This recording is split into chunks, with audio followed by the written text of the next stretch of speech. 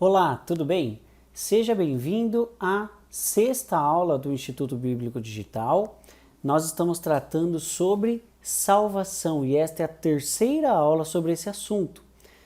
Bom, eu já quero partir logo para o conteúdo e quero lembrar você que se você ainda não viu as outras aulas, as anteriores, elas ainda estão disponíveis no YouTube. Eu recomendo que você visite essas aulas e pegue esse conhecimento que nós demos aí nas últimas aulas e faça suas anotações, faça as suas observações, tire suas dúvidas, para que conforme as aulas forem passando, você vá acompanhando de fato, aprendendo de fato o conteúdo como um todo.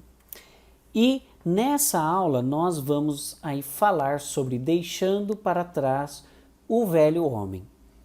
Esta é a segunda aula que nós vamos falar sobre regeneração, esse é o assunto da aula. Você deve se lembrar que na aula anterior nós dissemos o que é soteriologia e também, duas aulas atrás, nós dissemos que precisamos de salvação. Por que nós precisamos de salvação? Qual foi a profundidade da queda humana? É muito importante que você visite essa aula. É a aula de número 004, tá? Está lá ainda no YouTube. E também nessa aula que nós falamos sobre a queda humana, então nós tratamos especificamente sobre esses assuntos que estão aí na sua tela, nos tornamos participantes da rebelião de Satanás, Isso tudo refere-se à profundidade da queda humana. Então também nós rompemos com Deus, rompemos com a humanidade, isto é, rompemos não somente o ser humano, Adão, não rompeu só consigo mesmo, mas também rompeu com a humanidade, os relacionamentos interpessoais. Nós também morremos no espírito e a morte no corpo também, ela chega eventualmente, mas no momento em que o homem peca, o homem já morre no seu espírito, a morte já o alcança e eventualmente alcançará o seu corpo. Também nós perdemos o direito da árvore da vida, por isso o homem foi expulso do jardim, os seres humanos não têm mais acesso à árvore da vida, que é uma árvore que está guardada, bem guardada, e o direito a essa árvore vai ser restaurado lá no último dia, quando aqueles que crerem no Cristo, que tiverem suas vestes lavadas no sangue do Cordeiro, poderão ter acesso novamente a essa árvore, comer desse fruto e a vida eterna estará diante de nós. Tudo bem? Ainda na aula anterior, agora na aula imediatamente anterior a essa, nós começamos a falar sobre regeneração, E em regeneração nós já falamos sobre o que é regeneração e como acontece essa regeneração, tá? Então, agora nós vamos continuar nessa aula sobre regeneração, vamos para uma continuidade dessa aula e não queremos que você perca nenhum desses assuntos aqui. Então, por um acaso, se você não viu esses dois assuntos aqui tratados no último vídeo, eu recomendo que você visite o YouTube e não perca nada, porque agora nós vamos falar, vamos partir daqui, antes de sermos regenerados, como nós éramos, e a partir desse antes nós vamos ter um viés comparativo para tratar do e agora, Agora que nós fomos regenerados, nascemos de novo, e agora o que acontece, E também vamos falar sobre os sinais de que alguém já foi regenerado, de que alguém já nasceu de novo, Essa aula, então, ela tende a ser um pouco menor, é uma continuação da aula passada. Então, vamos avançar. Então, nós falamos no vídeo anterior que regeneração significa um novo nascimento, nova criação, O velho Jonatas não existe mais, essa nova pessoa que creu no Cristo, que foi regenerada, é uma pessoa diferente daquele Jonatas e tudo que atingiu aquele Jonatas em traumas, tudo que aquele Jonatas aprendeu no processo de se tornar uma pessoa, se tornar uma pessoa ali com sua personalidade, os seus costumes, sua cultura, tudo aquilo passou e agora esse novo homem, portanto essa nova natureza está aparecendo, tá? Isso é regeneração. E quando acontece a regeneração, também acontece a ressurreição do Espírito. O Espírito que estava morto ressuscita, aliás, e ressuscita e é unido ao Espírito de Cristo. E também no último dia, quando Jesus vier buscar a sua igreja, também o corpo vai ressuscitar, o corpo daqueles que creram no Cristo e morreram no corpo. O espírito já ressuscitou quando a pessoa creu, mas o corpo ainda morre, né? O corpo ainda está contaminado pelo pecado. Então, quando Jesus vier e quando for acontecer o juízo final, todos ressuscitarão, né? E nós, os que cremos, ressuscitaremos para a vida eterna, ressuscitaremos num corpo sem pecado, num corpo revestido de incorruptibilidade, né? E também acontece que a regeneração é uma condição para se ver o reino de Deus, tá? Ninguém consegue ver o reino de Deus e desfrutar de toda essa nova realidade que é trazida pela Trindade para os seres humanos sem nascer de novo. Se a pessoa não nasce de novo, não pode ver o reino de Deus. E aí nós comentamos como acontece, né, a regeneração. Esse processo não acontece no intelecto, não é resultado de conclusões humanas sobre Jesus. A regeneração acontece unicamente pelo poder do Espírito Santo. E como o Espírito Santo regenera um ser humano, como ele faz o ser humano nascer de novo, lhe conferindo nova natureza. O Espírito Santo faz isso por meio da fé, tudo bem? E aqui tem os textos, né? Você pode consultar novamente se você quiser, e é mediante a fé, e essa fé é gerada pela palavra de Deus, tá? Não é, mais uma vez, resultado de nenhum raciocínio humano. A fé é um milagre que acontece no coração do homem. E esse milagre acontece, né? A fé vem pelo ouvir e o ouvir vem pela palavra do Cristo. Tudo bem? Isso também é interessante porque veja bem que ninguém ouve a palavra do Cristo, ninguém consegue ouvir a palavra do Cristo e por meio dela ter fé para que seja salvo por meio da sua própria racionalidade, né? Eu não ouço a palavra do Cristo única e exclusivamente com a minha cognição, né? O processo normal de audição é o seguinte, né? É enviado um sinal, né? O nosso ouvido, nosso aparelho auditivo recebe um sinal, então eu bato essa palma aqui, um choque entre dois corpos, esse choque causa no espaço uma onda sonora, essa onda se propaga no espaço e essa onda sonora chega aos meus ouvidos e esse sinal, essa onda, é convertido em impulsos nervosos, Esses impulsos nervosos são como impulsos elétricos mesmo, eles viajam pelos nervos, né, pelo sistema nervoso, chegam ao cérebro, o cérebro recebe esse som, compara esse som com o conhecimento já previamente adquirido e a partir daí o cérebro define o que está acontecendo, né? Nesse caso o cérebro também está vendo eu batendo a palma, ó. Eu vi, né? Então são múltiplos caminhos pelos quais o cérebro está recebendo essa informação e aí o cérebro, por meio de comparação, por meio desse próprio processo de raciocínio, o sistema o sistema nervoso central, que é o cérebro, vai definir, localizar o que significa esse som. Esse som veio dessa palma que eu estou batendo aqui. Tudo bem. Porém, quando a Bíblia diz que a fé vem pelo ouvir, o ouvir vem pela palavra do Cristo, não se trata somente desse processo do ouvir. Bem? Por quê? Porque a Bíblia diz que até os loucos encontrarão o caminho.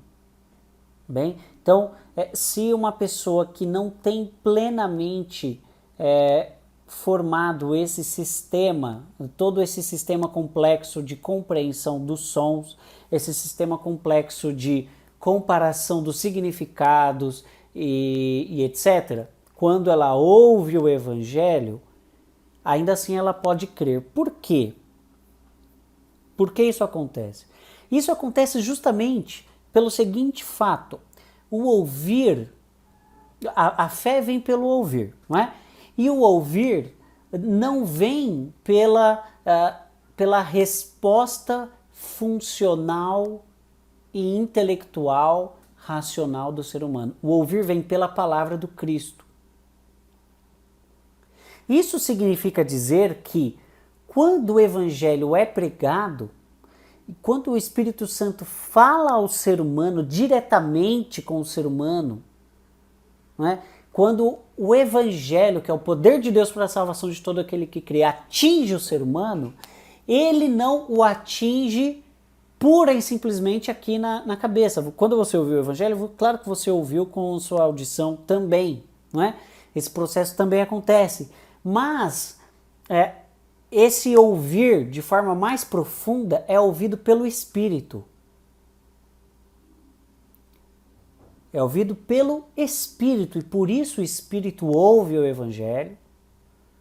No espírito que está morto, quando ele ouve o Evangelho e é gerado fé nesse espírito, aí o Espírito ressuscita.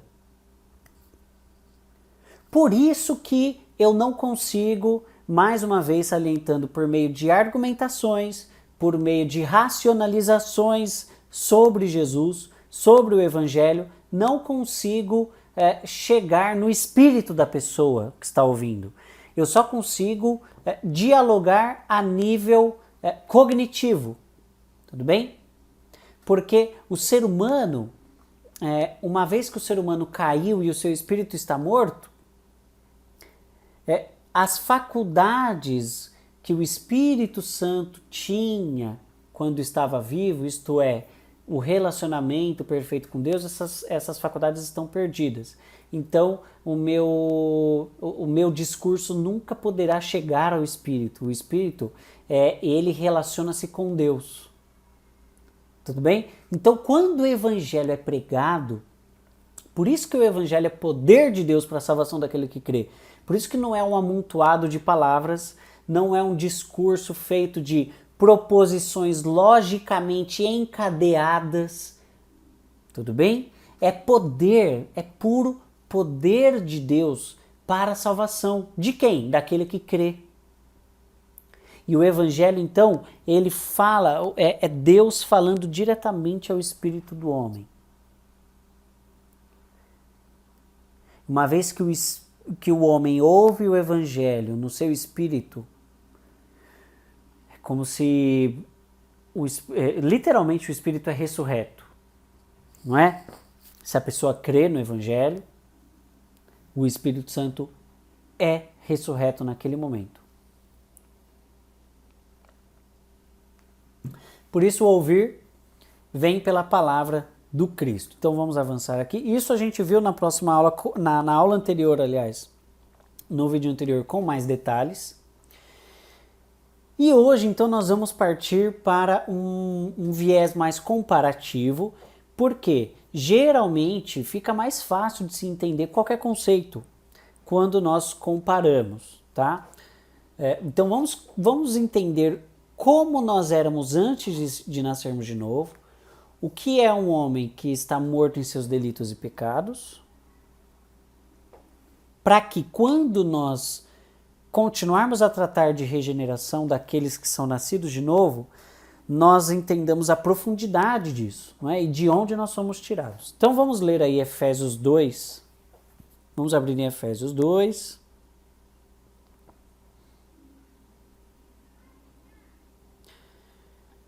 Os versículos 1 a 8. Vou ler. Ele vos deu vida, estando vós mortos nos vossos delitos e pecados, nos quais andastes outrora, segundo o curso deste mundo, segundo o príncipe da potestade do ar, do espírito que agora atua nos filhos da desobediência, entre os quais também todos nós andávamos outrora, segundo as inclinações da nossa carne, fazendo a vontade da nossa carne e dos pensamentos, e éramos por natureza, filhos da ira, como também os demais. Mas Deus, sendo rico em misericórdia por causa do grande amor com que nos amou, e estando nós mortos em nossos delitos, nos deu vida juntamente com Cristo. Pela graça sois salvos. E juntamente com Ele nos ressuscitou e nos fez assentar nos lugares celestiais em Cristo Jesus, para mostrar nos séculos vindouros a suprema riqueza da sua graça em bondade para conosco, em Cristo Jesus. Porque pela graça sois salvos mediante a fé, e isso não vem de vós, é dom de Deus. Bem, vamos ler até aqui. E esse texto nos traz muitas verdades interessantes a respeito de quem nós éramos antes de crermos. Ou se você que está ouvindo essa aula, se você ainda não creu no Cristo, não é? Se você ainda não reconheceu em Jesus Cristo a suficiência da sua vida, se você ainda não creu que Jesus Cristo é suficiente para restaurar o seu relacionamento com Deus, então, quando você não crê, quando o seu espírito está morto, como é que é isso? Tá? Como é que é a nossa vida quando nós estamos nesse estado? Primeira coisa, né? E o texto deixa bem claro isso. Nós estávamos mortos em nossos delitos e pecados. Primeiramente, nós precisamos entender que se nós não cremos, não é? Se nós não cremos, não ressuscitamos com Cristo, estamos em estado de morte. Estado de morte. Nem sempre nós nos damos conta da profundidade que essa verdade tem sobre os seres humanos. Então, quando nós estamos conversando com seres humanos que estão próximos a nós, existem seres humanos cujo espírito está vivo e existem seres humanos cujo espírito está morto. A pessoa está morta em seu espírito. Bem? Então, perceba uma coisa, o homem, mais uma vez, né, isso nós já dissemos, vamos falar um pouco mais disso nessa aula, mas o homem é corpo, alma e espírito. Então, quando estamos conversando com alguém, quando alguém está morto em seus delitos e pecados, essa pessoa está morta no seu espírito. O eu da pessoa não é mais completo. A existência da pessoa não tem mais toda a sua potencialidade, toda a sua vitalidade, né? Então o que acontece? Precisamos ter isso em mente quando nós primeiro vamos evangelizar, não é? As pessoas, quando nós vamos orar por aqueles que ainda não creem, precisamos entender a profundidade disso. Né? Por isso que a Bíblia diz que Jesus veio para que tenhamos vida e vida em abundância. Né? Porque Deus está livrando o homem da morte, está salvando o homem da morte. Tá? Então, o que mais que esse texto deixa claro para nós? Deixa claro para nós que o ser humano ali, aquele que está morto em seus delitos e pecados, ele não anda segundo Deus. Parece uma afirmação simples, mas vamos prestar um pouco mais atenção no que isso significa. Vamos lá. Perceba que quando o nosso espírito morre, quando o espírito do homem morreu, aliás, lá no Éden, e agora toda a humanidade está debaixo dessa maldição, né? Está debaixo da queda de Adão, a não ser aqueles que já foram libertos pelo Cristo, mas quando a pessoa está nesse estado de morte, veja bem que antes a pessoa era corpo, alma e espírito. Os seres humanos eram corpo, alma e espírito. Agora o espírito morreu. E era do espírito, o relacionamento do homem com Deus. O relacionamento entre o ser humano e os outros seres humanos, né? Um relacionamento perfeito. E era o espírito unido com o Espírito de Deus que permitia ao homem ser perfeito também na alma e também no corpo. Então, o homem era um ser pleno, né? Adão era um ser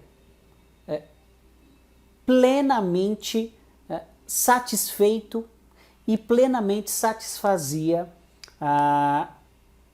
as exigências, ou aliás, a demanda da justiça e da glória de Deus, tudo bem? Da glória divina. E o que acontece? Quando o espírito do homem morre, o homem perde essa referência. Então, o espírito do homem que se relacionava com Deus não está mais se relacionando com Deus porque está morto, e agora a alma e o corpo do homem estão relativamente aí sozinhos. Não tem mais de Deus a referência de como viver, não tem mais em Deus a diferença entre a vida e a morte, não consegue mais discernir, não tem mais de Deus aquele caminhar com Deus, aquela vida que fluía a partir de Deus. Então, o homem agora que não é mais regido pelo seu espírito, né? Porque o espírito está morto, agora o homem é só alma e corpo. O espírito morto, e aí o corpo e a alma. O corpo e a alma, que não tem mais a referência, né, para guiar-se nesse mundo, o corpo e a alma vai andar segundo o quê? Segundo o nosso espírito? Não, o espírito está morto. O corpo e a alma vão começar a caminhar a partir, aí o texto nos deixa claro, a partir de pelo menos 3 fontes aí. 3 fontes de existência. A nossa única fonte de existência, de relacionamento, a nossa única fonte de referência de identidade antes era Deus. Só que aí a humanidade peca. Perde a referência de Deus. Agora o corpo, a alma, precisa de outras referências. Precisa ainda sobreviver no mundo. Vai viver e sobreviver a partir do quê? Primeiramente, a partir do curso deste mundo. Aqui, ó. Onde está? O versículo 2 do texto que nós lemos. Nos quais andastes outrora, segundo o curso deste mundo. Então, o que o mundo tem para oferecer para o ser humano? Para o corpo e a alma do ser humano? O mundo tem para oferecer um sistema caído de relacionamento, um sistema caído de procedimentos, um sistema caído de viver. Tá? O mundo, o curso deste mundo é justamente essa nova realidade em que a humanidade entrou a partir do momento do pecado. Porque antes de pecar, a humanidade não andava segundo o curso deste mundo, a humanidade andava segundo o curso do relacionamento com Deus. a vida fluía do relacionamento com Deus, a humanidade estava em perfeito contato com Deus. E qual é a perspectiva disso? A vida eterna. Agora o homem perde isso, então a humanidade vai andar segundo o curso deste mundo, que não tem nada de Deus, não veio de Deus, não tem nenhum compromisso com a vida de Deus. Tudo bem? O curso deste mundo, então, é essa nova realidade de sistemas mundanos que, criados ali, tanto por Satanás, mas também por seres humanos caídos, todo esse conglomerado de realidades e manifestações da morte que regem o mundo, regem os seres humanos que estão caídos. Quando um ser humano não é regenerado, então, ele não tem como lutar, ele não tem forças, vida em si mesmo, para lutar e ir na contramão desse sistema mundano. Esse sistema de pura competição, esse sistema onde é o individualismo que reina, não é mais a vida comunitária, esse sistema onde chora menos quem pode mais. Tudo bem? Esse sistema onde a vida no planeta, não é? A natureza é saturada pela sede humana por novos bens, pela sede humana por acúmulo, pela sede humana por poder. Então, a produção natural do planeta, não é? A vida natural do planeta é saturada dessa busca do ser humano por... o ser humano não vai se importar se ele precisa desmatar para acumular. Se ele precisa matar para crescer em seus bens ou para crescer em poder. Bem, então esse é o curso deste mundo, essa nova realidade onde esse novo grupo de sistemas, onde Deus não é a fonte e a referência para um pleno funcionamento. Tudo bem? Então, quando nós crescemos a partir desses sistemas. Aprendemos a sobreviver nesses sistemas mundanos, aprendemos a viver segundo o curso deste mundo.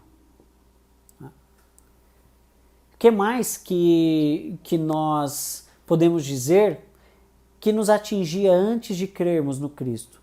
Nós andávamos segundo o curso de Satanás e seus demônios. Veja bem. Nos quais andastes outrora, versículo 2, segundo o curso deste mundo e segundo o príncipe da potestade do ar, do espírito que agora atua nos filhos da desobediência. Então, quando Satanás consegue enganar o homem lá no jardim e o homem peca e passa a participar da rebelião de Satanás, o espírito, a potestade do ar, o príncipe da potestade do ar, que é Satanás, o espírito que agora atua sobre os filhos da desobediência, ele não se relaciona com o homem como Deus se relaciona, não é? Deus ia visitar o homem na viração do dia, Deus dialogava com o ser humano, Deus contava com o ser humano, com a colaboração do ser humano para a gestão da criação. Deus convida o homem para gerir a criação. Não é? Então é uma relação de companheirismo, uma relação de comunhão, comunidade, conversa, de amizade e tudo mais. Mas quando Satanás assume isso, quando o homem passa, vamos dizer assim, para a morte para a qual Satanás o convida, Satanás não se relaciona com seres humanos, ele escraviza seres humanos. Então, aqueles seres humanos que ainda não creram no Cristo são escravos de Satanás. Nem sempre nós nos damos conta disso. Mas aquele ser humano que ainda não creu, ele é escravo da vontade do adversário. É claro que Deus não permite que o adversário, que Satanás, conclua e tenha êxito em todos os seus planos, não é? Para o ser humano, porque senão o planeta teria mais manifestações do inferno do que já tem hoje. Porque o Pai está mantendo, ele está mantendo ainda tudo funcionando, ele mantém ainda Satanás num determinado limite para que a ação satânica não atrapalhe os planos da redenção. Para que todos aqueles que serão salvos, que ouvirão o Evangelho e que crerão no Evangelho, para que o adversário não tenha poder de interromper o plano da salvação. Mas não podemos esquecer que ainda assim, aqueles que ainda não creram no Evangelho estão sob o poder do maligno. Então, quando nós crescemos, primeiro crescemos segundo o curso deste mundo e também nós aprendemos nos tornamos seres humanos a partir das escravidões que Satanás perpetra na humanidade. Então, Satanás, ele escraviza a humanidade no pecado, nesses sistemas que nós falamos hoje, nessa estrutura pecaminosa de sociedade, bem? Onde, mais uma vez, onde chora menos quem pode mais. Então, todo essas escravidões que nós vemos diariamente, a escravidão com as drogas, a escravidão com todo qualquer tipo de vício, a escravidão também, por exemplo, pelo dinheiro, a escravidão pelo desejo de poder, a escravidão literal, né? Essa escravidão entre seres humanos, quando um ser humano que tem muito e quer enriquecer mais, escraviza seres humanos ao seu redor para que continue acumulando mais. Todos os tipos de escravidão que nós vemos diariamente manifestados na humanidade, que são perpetrados por Satanás, também é uma consequência da queda e atinge a todos aqueles que não creram. Tudo bem? Por outro lado, aquele que crê no Cristo é liberto de andar segundo o curso deste mundo e é liberto da escravidão de Satanás. A pessoa não precisa mais viver a partir dos traumas e das realidades de escravidão que Satanás perpetra sobre os seres humanos. Não precisa mais viver sob o pecado, não precisa mais viver sob o medo, tudo bem? Sob o engano de Satanás. Então, o que mais que acontece quando o ser humano ainda não creu? É aqui, ó. O texto diz que nós andávamos segundo as vontades do nosso corpo, não é? Vamos ver aqui.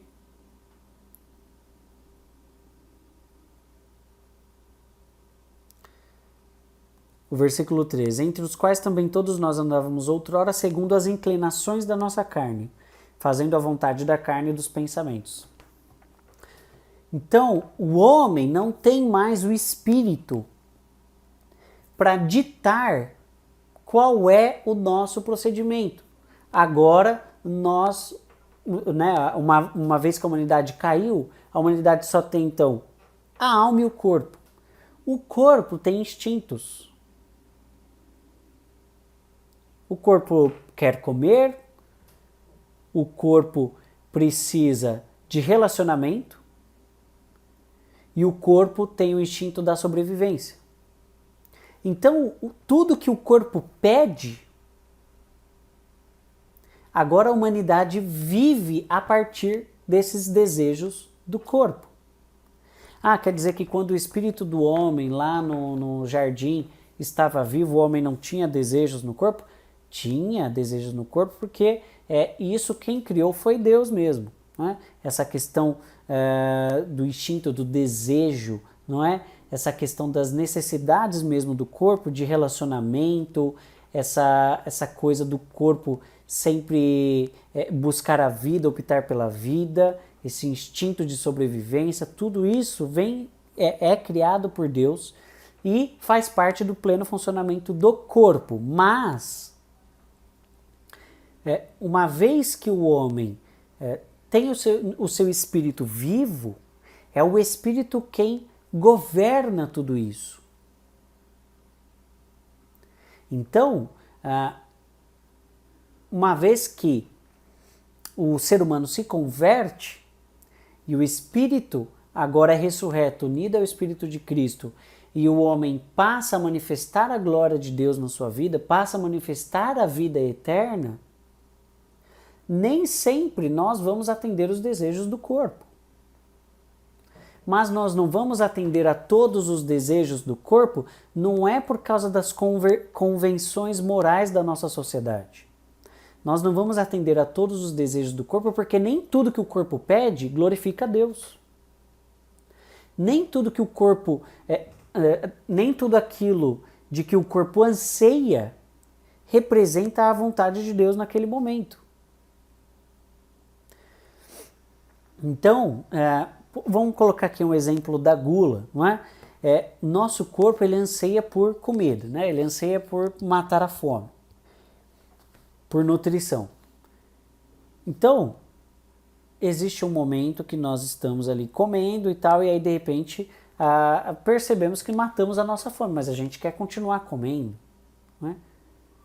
E existe aquele, vamos dizer assim, aquele instinto, aquela noção de que precisamos acumular, porque não sabemos o dia de amanhã, não sabemos o que acontecerá nas próximas horas, então precisamos nos precaver, precisamos acumular alimento, né? Tem muitos animais que fazem isso. Mas isso são os animais. Nós não vivemos como os animais. O nosso espírito unido ao de Cristo sabe que isso não é a vontade de Deus. Então o espírito traz um equilíbrio e traz perfeição no uso do corpo. O corpo não manifesta mais só as suas vontades, o corpo não manifesta mais os desejos, pura e simplesmente. O corpo manifesta essa nova realidade a partir do relacionamento com Deus.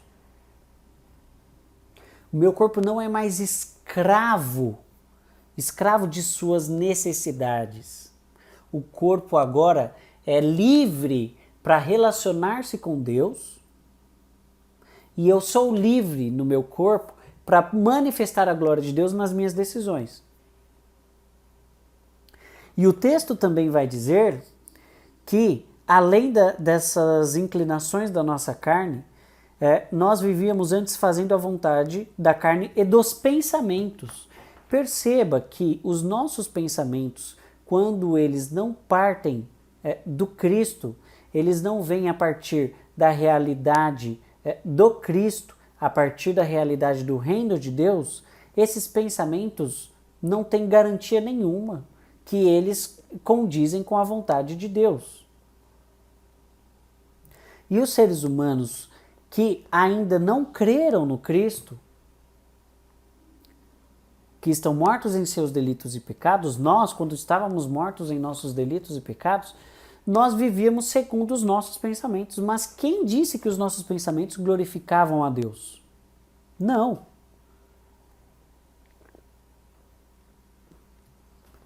Os nossos pensamentos eram pensamentos de alguém que estava morto em seus delitos e pecados. Alguém que não tinha relacionamento com Deus. Agora, os nossos pensamentos são regidos pelo quê? Pelo livre pensar e raciocinar humanos, que acontece segundo os nossos desejos, segundo o curso deste mundo, segundo as sugestões pecaminosas que Satanás dá aos seres humanos o tempo todo. Não, agora os nossos pensamentos são regidos pelo nosso relacionamento com Deus. É uma nova realidade, é uma nova natureza. Tá? E aqui, com o nosso espírito em estado de morte, nossa alma só poderia manifestar a morte. E isso é muito importante, porque se alguém não nasceu de novo e não pode ver o reino de Deus, né, esse alguém não pode manifestar a vida de Deus, não pode manifestar a glória de Deus. Não é porque a pessoa pura e simplesmente não quer, e não é porque a pessoa não está tentando direito, é porque a pessoa está morta em seus delitos e pecados. Não é? A alma não tem mais como manifestar o espírito vivo. A alma só manifesta a morte. Tudo bem? Isso significa que todos os seres humanos que não creram em Cristo, eles não podem ter uma vida digna, não podem construir família, relacionamentos, não podem ter não podem estar em um estado, esse estado que nós chamamos de felicidade, não podem desfrutar de relacionamentos, etc. Não, por quê? Porque Deus não permitiu que a queda humana jogasse os seres humanos numa realidade de plena escravidão do adversário. Não, o Deus ainda está contendo os efeitos da morte na humanidade. Tudo bem? Quando é que Deus não conterá mais a morte? Quando acontecer o juízo final, quando Jesus vier para julgar o mundo, e aí os seres humanos, todos os seres humanos que morreram vão ressuscitar para serem julgados. Os seres humanos que creram no Cristo entrarão para a vida eterna, ressuscitarão num corpo incorruptível. Os seres humanos que rejeitaram o Cristo, eles ressuscitarão, o corpo deles vai ressuscitar, mas para uma realidade de morte, de eterna separação com Deus. O espírito estará morto e o corpo ressuscitará ainda em pecado, e a alma do homem que é imortal, a alma não morre, passará a eternidade manifestando somente a morte. Aí Deus abrirá essas comportas e a esse tempo da graça, passará o tempo da reconciliação, porque os seres humanos hoje estão no tempo da reconciliação. Os seres humanos desfrutam desse período em que ainda existe a evangelização, ainda existe a palavra de Deus sendo pregada, mas esse tempo não durará para sempre, não é? Chegará o dia em que terminará o tempo da pregação, terminará o tempo da evangelização e a palavra do evangelho será retida, então acabou o tempo. Jesus volta, como dizem as Escrituras, Jesus volta para buscar a sua igreja, Jesus volta para julgar o mundo. Não é? Então, esse estado de morte que o mundo manifesta hoje, mas que ainda tem essa contenção, que Deus ainda está livrando a humanidade de uma morte completa, isso vai terminar. Tá? E aqueles que não creram no Cristo, que não nasceram de novo, aí vão entrar já num estado definitivo de morte, já não há mais esperança. Tudo bem? Mas existe a realidade daqueles que já creram no Cristo e que foram regenerados, que nasceram de novo. Bem? E essa realidade é uma realidade cuja perspectiva não é mais a da condenação. Não é?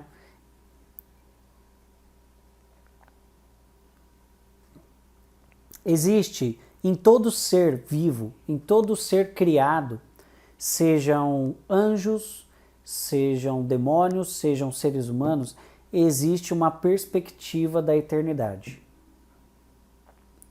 Não é?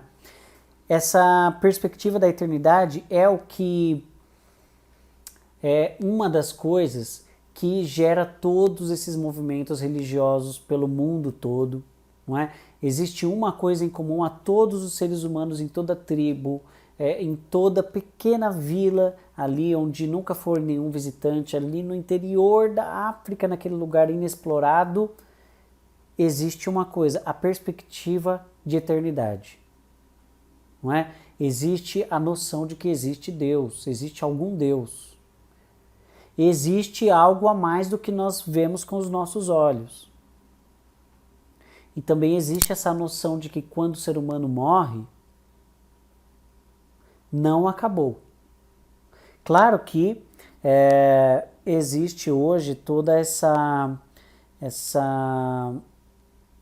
noção ateísta ou essa noção estritamente naturalista que diz que o corpo é só um amontoado de moléculas e que quando cada ser humano morre, essas moléculas se transformam e acabou ali.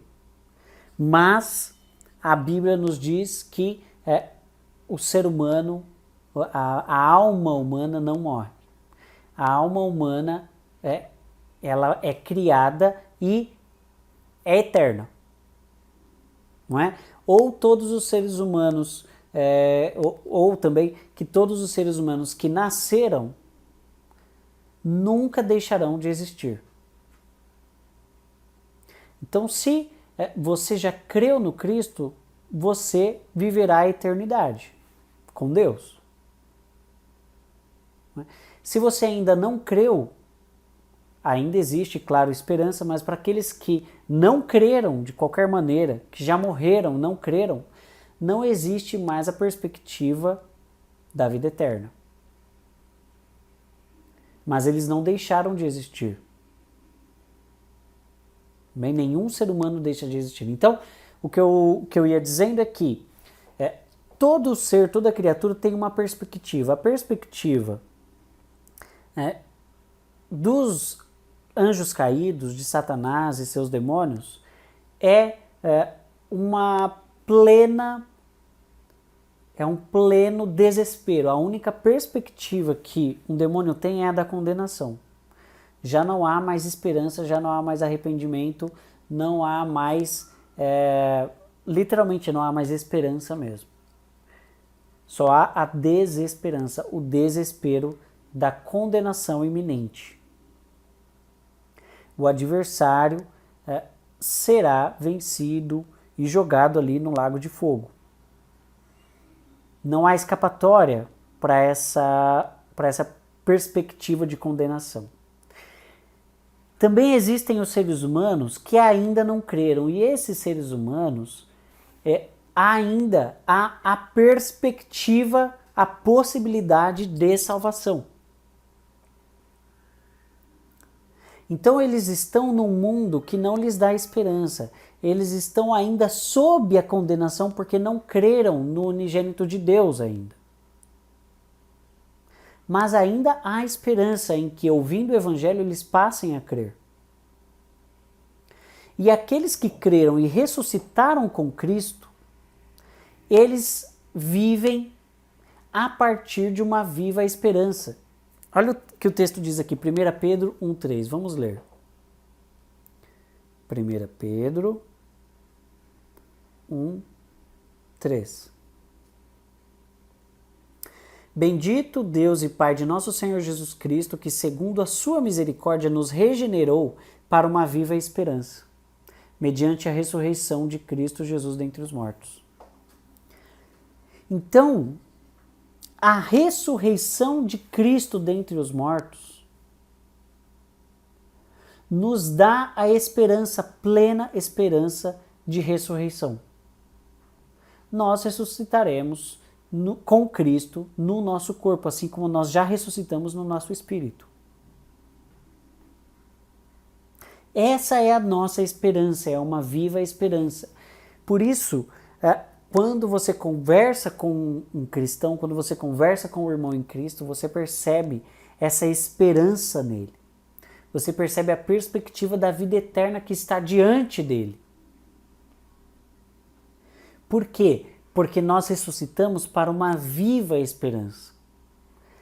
Então, essa perspectiva da eternidade transforma o nosso modo de viver, nos dá novas possibilidades, nos joga numa realidade de vida que flui de Deus, que não murmura, que não se preocupa, que não se desespera, mas que tem essa esperança de que tudo agora, tudo isso que nos cerca agora é só uma questão de tempo, para que a verdadeira vida de Deus se manifeste plenamente sobre tudo isso, sobre toda essa realidade de morte. Tudo bem? Então, agora, uma vez que nós ressuscitamos, e agora? Agora nós podemos ser uma tradução da vontade de Deus, uma tradução da glória de Deus. Aqueles que são regenerados, aqueles que são nova criatura, que tem uma nova natureza dentro de si, essa nova natureza pulsa, e é o Espírito vivo, unido ao Espírito de Cristo, essa atuação do Espírito Santo em nós, nos transforma numa tradução viva da vontade de Deus. Numa tradução viva de quem Deus é e de quem nós nunca deveríamos deixar de ter sido. De quem nós realmente somos em Deus. Nós podemos manifestar aquele ser humano que Deus sonhou, não é? Quando criou a humanidade. Tudo bem? E daí nós manifestamos os sinais. Aquele que é nascido de novo manifesta os sinais de que nasceu de novo. Vamos ler 1 João. 1 João 4, versículo 7. Aqui. Amados, amemo-nos uns aos outros, porque o amor procede de Deus, e todo aquele que ama é nascido de Deus e conhece a Deus. Veja bem, perceba bem uma coisa, uma questão. Não é que se eu amar, né, se nós nos amarmos uns aos outros, aí nós nos tornaremos nascidos de Deus e nós nos tornaremos conhecedores de Deus. Não. Tudo bem? A ordem não é essa, a ordem é inversa. Se alguém nasceu de novo, essa pessoa ama o seu irmão. Se alguém nasce de novo, conhece a Deus. Tudo bem? Porque o novo nascimento que nos traz essa nova natureza, ela é, como o próprio nome natureza diz, né? Ela é natural em nós. Então você não consegue ser de outra maneira, a não ser amar os seus irmãos. A não ser aqui ser alguém que ama e conhece a Deus. Tudo bem? Então isso é a nova natureza em nós. Então esse é um sinal. Se você percebe que alguém ama o seu irmão e que conhece a Deus, é uma dica de que a pessoa nasceu de novo. E se você percebe que a pessoa pode até se dizer crente, mas odeia todo mundo, ore por essa pessoa, porque ela pode estar sendo enganada. Porque aquele que é nascido de Deus ama seu irmão. Bem, vamos ler esse texto de 1 João, o capítulo 5, versículo 1 também, que ele vai na mesma linha.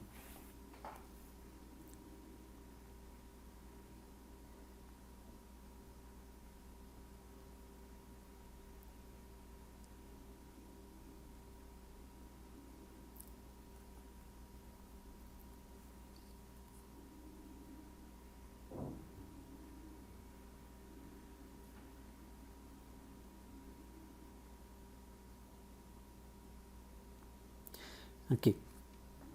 1 João 5:1.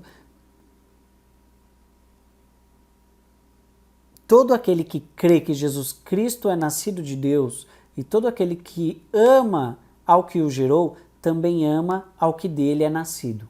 Tudo bem? Então, quando você nasce de novo, você passa a amar os seus irmãos em Cristo. Você ama a humanidade como um todo e você passa a perceber de forma diferente aquele que creu no Cristo também. É um amor que se identifica como alguém que também creu no Cristo, também nasceu de novo.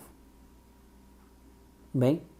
E, claro, que o ser humano que nasceu de novo ama a todos os seres humanos. Mas isso não é algo que nós fazemos pura e simplesmente para agradar a Deus. Não. Nós nascemos de novo e isso é natural em nós. Tudo bem? É fruto do Espírito em nós. E em 1 João 5,4 diz o seguinte: porque todo que é nascido de Deus vence o mundo. Então lembra que nós andávamos segundo o curso deste mundo? Agora, quem é nascido de Deus vence o mundo.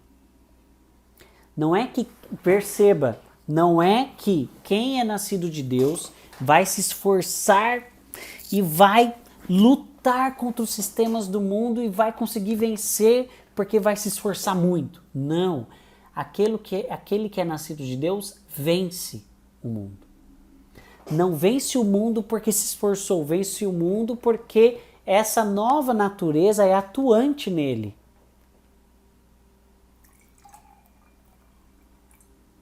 É algo que acontece com aquele que é nascido de novo. Ele vence o mundo.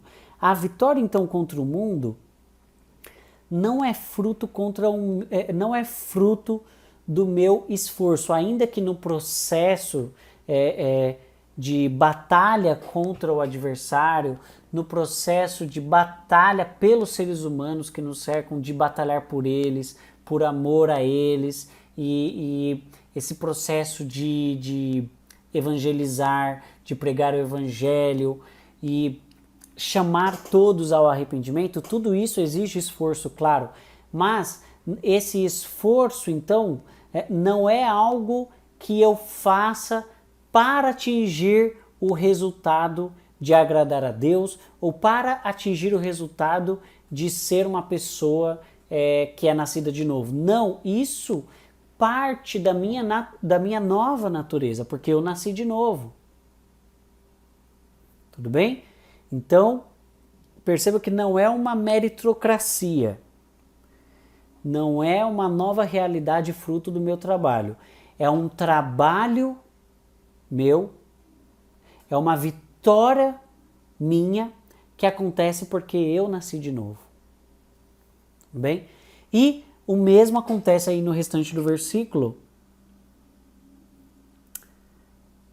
E esta é a vitória que vence o mundo, a nossa fé. Aquele que é nascido de novo tem fé. E quando o texto diz essa fé, não é aquela fé que Deus vai me dar um carro novo. Não.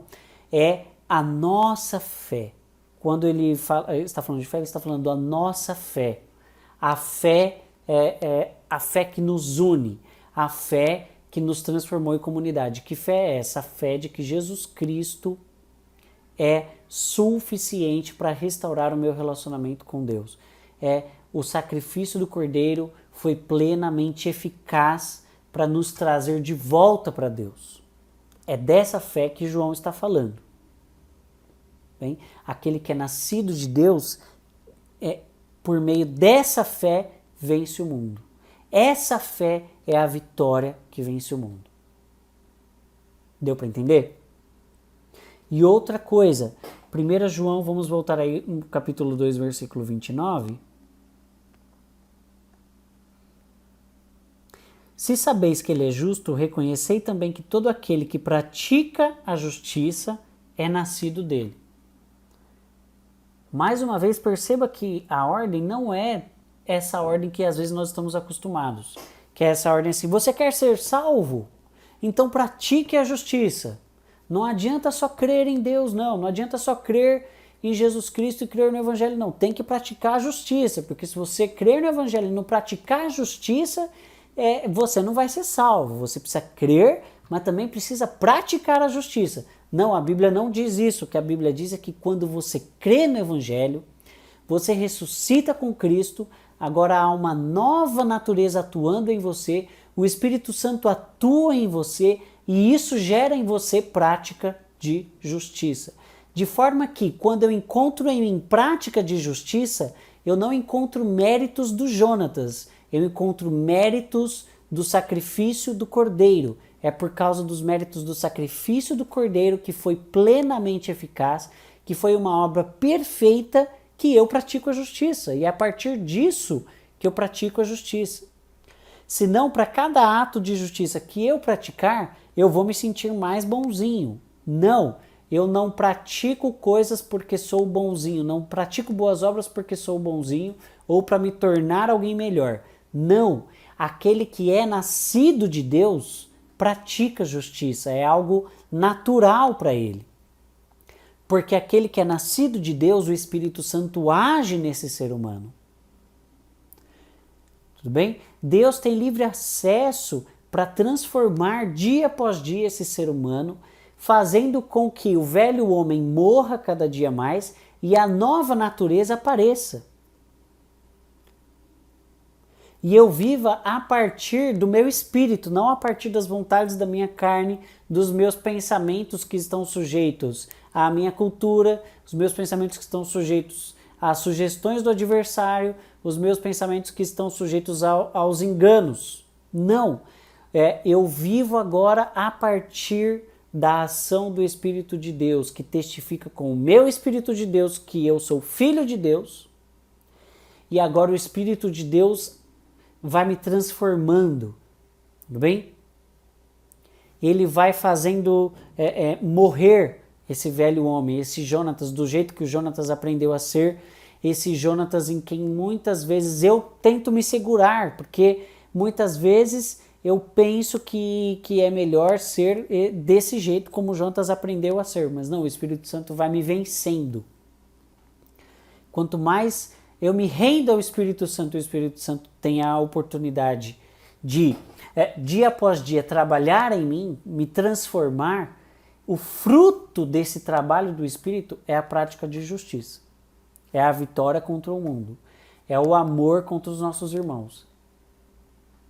Tudo bem? É preciso ter essa consciência para a gente não cair naquele engano que as religiões trazem. A religião diz que você precisa fazer uma coisa para atingir, alguma coisa qualquer para atingir o resultado de ser salvo, para atingir o resultado de agradar a Deus. Não é o nosso caso. No nosso caso, nós sabemos que estávamos mortos em nossos delitos e pecados. O Espírito Santo, por sua graça, enviou um mensageiro de Deus que pregou o Evangelho. Nós ouvimos o Evangelho, cremos. E aí, quando nós cremos, o Espírito Santo fez morada em nós. E nos transforma dia após dia. Tudo bem? Por isso que a fé cristã não é um conjunto de tarefas, não é um emaranhado de obras que eu tenho que cumprir para ser salvo, de obras que eu tenho que cumprir para me santificar, para me tornar mais puro. Não. A vida cristã e a fé cristã é a fé de seres humanos caídos, que foram encontrados por Deus, que creram no Evangelho, portanto, a partir da eficácia, da suprema eficácia do poder de Jesus Cristo, do sacrifício de Jesus Cristo, são agora trabalhados pelo Espírito Santo e vivem uma nova vida a partir dessa nova realidade. Tudo bem? Isso precisa ficar claro. São sinais de que alguém é nascido de Deus. Sinais de que alguém nasceu de novo.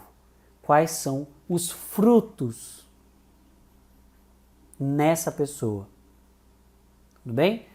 Então, Essas duas aulas trataram de regeneração, não é? Um novo nascimento. Nós vimos, então, agora você já sabe o que é o novo nascimento, como o novo nascimento acontece, como nós éramos antes de sermos regenerados, né?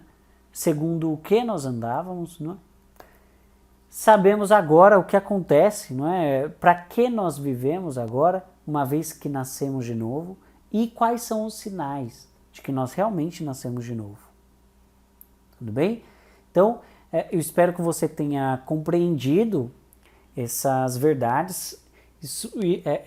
Essa questão da regeneração é muito importante que você saiba e entenda. Tudo bem? Nas próximas aulas nós continuaremos tratando sobre a salvação e os aspectos que cercam esse assunto da salvação e vamos tratar aí sobre a fé, não é? Nós já dissemos nessas aulas que a fé vem pelo ouvir e que é pela fé que nós somos salvos e agora na aula que vem nós vamos nos aprofundar um pouco mais no assunto da fé, como é isso, não é? Como é essa fé, em que consiste de fato essa fé, né? Que convicção é essa que acontece em nós, bem por meio da pregação do Evangelho e do poder de Deus. Tudo bem? Eu espero você então na próxima aula. Não perca os próximos conteúdos e não deixe de compartilhar essa aula com aqueles que ainda não assistiram, tudo bem? E que você conhece. Então, tenha uma ótima semana. Eu espero você na semana que vem e fique de olho porque durante a semana nós vamos lançar conteúdos aí no canal. Tá ok? Então, tenha uma ótima semana. Deus te abençoe. Até a próxima aula.